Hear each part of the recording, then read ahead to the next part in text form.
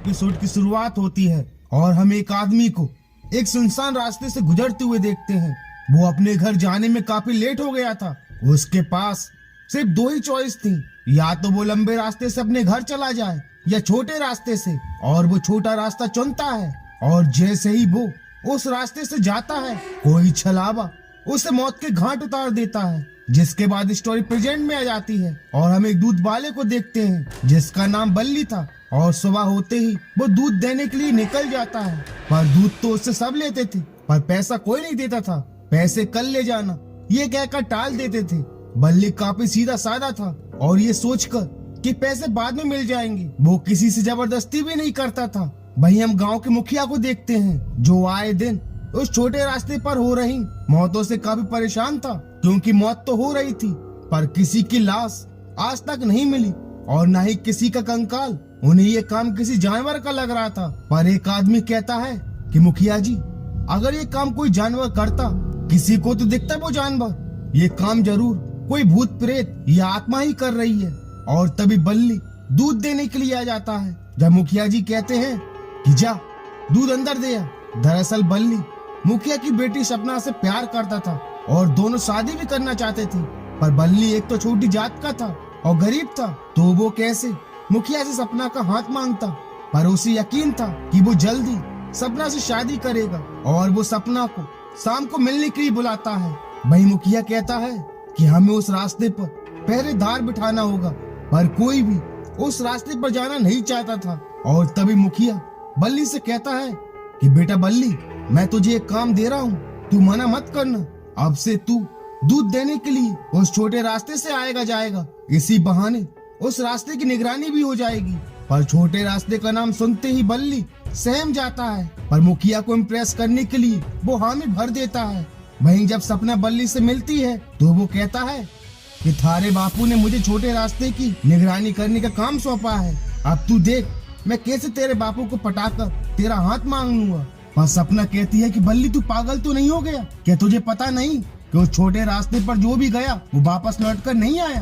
पता नहीं कौन रहता है वहाँ पर, बापू माने या न माने, हम तो भागकर शादी कर लेते हैं, पर मैं तुझे उस मौत के रास्ते पर नहीं जाने दूंगी। जब बल्ली कहता है कि देख मैं भागकर तो शादी नहीं करूंगा, पर एक अमीर आदमी बनकर तेरे बापू से हाथ जरूर मांगूंगा। मुझे काफी लोगों से दूध का पैसा लेना है, अगर मुझे पैसे मिल गए तो मैं एक डेयरी खोलूंगा, काफी सारे पशु हो जाएंगे मेरे पास, फिर तू देखना मैं देखते ही देखते काफी पैसे वाला बन जाऊंगा। बस तू कुछ दिन और रुक जा, अब देख अंधेरा होने वाला है, अब तू घर जा। और जैसे ही सपना मुड़ती है उसे ठोकर लग जाती है, उससे चला ही नहीं जा रहा था और बल्ली उसे अपनी साइकिल पे बैठाकर उसके घर छोड़ाता है और खुद अपने घर जाने के लिए उस छोटे रास्ते तक पहुंच जाता है। और काफी हिम्मत करने के बाद वो उस छोटे रास्ते की तरफ बढ़ने लगता है और जैसे ही उस रास्ते पर पहुंचता है, किसी अनजान साए को देखकर उसकी चीख निकल जाती है। और जब उससे होश आता है तो वो अपने घर पर ही था। जो काम वो खुद करता था वो काम पहले ही हो चुका था, दूध से ड्रम भर चुके थे, पशुओं को चारा भी खिला दिया गया था, पर ये किया किसने उसे कुछ समझ नहीं आता। और तभी उससे एक आवाज सुनाई देती है, याद रख, जो हमारी बात मानेगा तो सब कुछ पाएगा, जात भी औकात भी, और किसी को कुछ बताया तो पत्थर का हो जाएगा। और अगली सुबह जब बल्ली दूध देने जाता है तो वो कहता है कि बुआ आज तो पैसे दे दे, काफी कर्जा हो गया है मुझ पर बुआ कहती है रोज रोज पैसे पेटता रहता है, नहीं देती पैसे, क्या कर लेगा तू?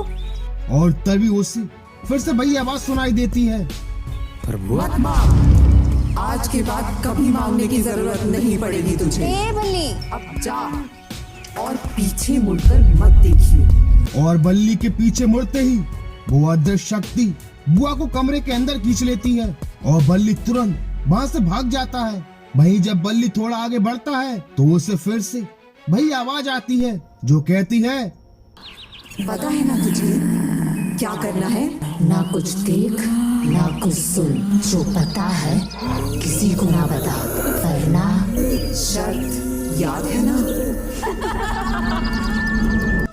और उसी रात एक आदमी राजेश बल्ली से कहता है कि अरे वाह राजेश, ये तो कमाल हो गया, 2 से 4 वैसे कर ली तूने और गांव वाले तेरे पैसे भी देने लगे, वो भी बिना मांगे। बताना यार ये सब तूने कैसे किया? जब बल्ली कहता है ये ना सब बाबा की मेहर है। वो छोटे रास्ते पर एक पेड़ के पास बैठे हैं, बस उनके सामने मत्था टेकना होगा, फिर सब ठीक हो जाएगा। और राजेश तुरंत उस छोटे रास्ते के लिए निकल जाता है और वहाँ पहुँचते ही वो भी मारा जाता है। वहीं अगली सुबह एक लड़की राधा सपना से आकर कहती है कि भाई का कल रात से कुछ पता नहीं, वो घर पर भी नहीं आया। कल रात वो बल्ली के साथ था और उसने कहा कि बाद में वो घर के लिए निकल गया, अब पता नहीं कहाँ ढूंढे उसे। यह सपना कहती है परेशान मत हो, मिल जाएगा वो। वहीं पूरे गांव वाले देखते ही देखते बल्ली को दूध के उधारी के पैसे देने आने लगे। बल्ली भी काफी खुश हो गया था। वहीं गांव वालों में एक डर फैल गया था कि जो भी बल्ली के पैसे नहीं देगा उसके साथ गलत होगा, जैसे उस बुआ के साथ हुआ था। वहीं बल्ली भी ये सोच सोच कर परेशान था कि वो जो भी कर रहा है वो गलत है, पर सपना की चाहत उसे ऐसा करने पर मजबूर कर रही थी। वहीं जब सपना बल्ली से आकर मिलती है तो वो काफी परेशान था। सपना पूछती भी है कि क्या हुआ, पर वो उसे कुछ बता भी तो नहीं सकता था। वहीं जब सपना राधा के भाई के बारे में बल्ली से पूछती है तो वो बात को घुमा देता है। जब सपना पूछती है कि एक बात बता बल्ली, तेरे पास इतना पैसा आया कहाँ से? सारा गांव तेरे पैसे नहीं देता था और अब सभी भीड़ लगाकर खड़े रहते हैं कि बल्ली पैसे ले लो। क्यों वो ये कहते हैं कि अगर वो तेरे पैसे नहीं देंगे तो उनके साथ कुछ गलत हो जाएगा? सच सच बता बल्ली, क्या बात है?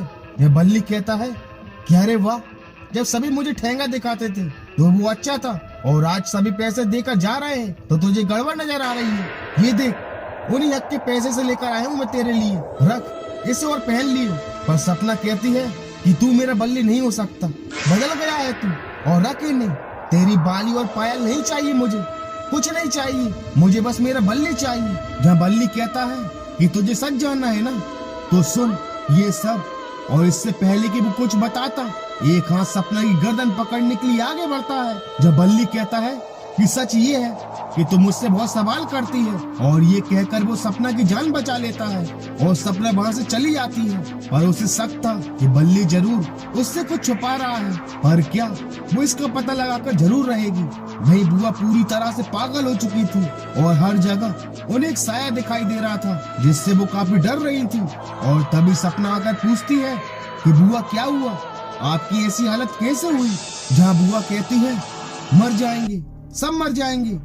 छोटा रास्ता, जिसे सुनकर सपना सोचती है कि उस छोटे रास्ते पर ही कुछ गड़बड़ है। वही बल्ली आकर राधा से कहता है कि तू सूरज ढलने के बाद मुझे छोटे रास्ते पर मिल, तुझे पता चल जाएगा तेरा भाई कहाँ है। और वो सीधा ये बात जाकर सपना को बता देती है कि बल्ली आज मुझे अपने भाई का पता बता देगा, उसने मुझे छोटे रास्ते पर बुलाया है, मैं जा रही हूँ। वही बल्ली भी चुपके से सपना को छोटे रास्ते की बात बताने उसके घर पहुंच जाता है, पर सपना तो वहाँ नहीं थी और मुखिया के आदमी उसे पकड़ लेते हैं। जब बल्ली कहता है कि मुखिया जी, मैं सपना से प्यार करता हूँ, पर आज मैं उसका हाथ मांगने नहीं बल्कि उस छोटे रास्ते की सच्चाई बताने आया हूँ। हमें उस छोटे रास्ते को बंद करना होगा वरना कोई नहीं बचेगा। पर मुखिया उसकी एक नहीं सुनता और बल्ली को बंधवा देता है। पर तभी उन्हें पता चलता है कि सपना रहती है जो वहाँ जाने वालों को मार देती हैं, और ये कहते ही बल्ली का पैर पत्थर में बदल जाता है और दोनों उसे खोल देते हैं और वो लंगड़ाता हुआ उस छोटे रास्ते की तरफ निकल जाता है। और इससे पहले कि सपना अंदर जाती, बल्ली उसे रोककर सारी सच्चाई बता देता है कि ये तीनों चुड़ैलों ने मुझसे कहा था कि अगर मैं उनके लिए इस छोटे रास्ते पर लोगों को भेजूं तो वो मेरी जान नहीं लेंगी और मैं एक अमीर आदमी बन जाऊंगा। पर मैं गलत था, पर मैं अब इन चुड़ैलों को किसी और की जान नहीं लेने दूंगा। सपना तू खुश रहना। और बल्ली पूरी तरह से पत्थर में बदलकर एक पहाड़ बन जाता है और हमेशा के लिए वो छोटे रास्ते को बंद कर उन चुड़ैलों के आतंक से मुक्त कर देता है। और इसी के साथ छोटे रास्ते का छलावा इस एपिसोड का दी एंड हो जाता है। And thank you so much for watching this video.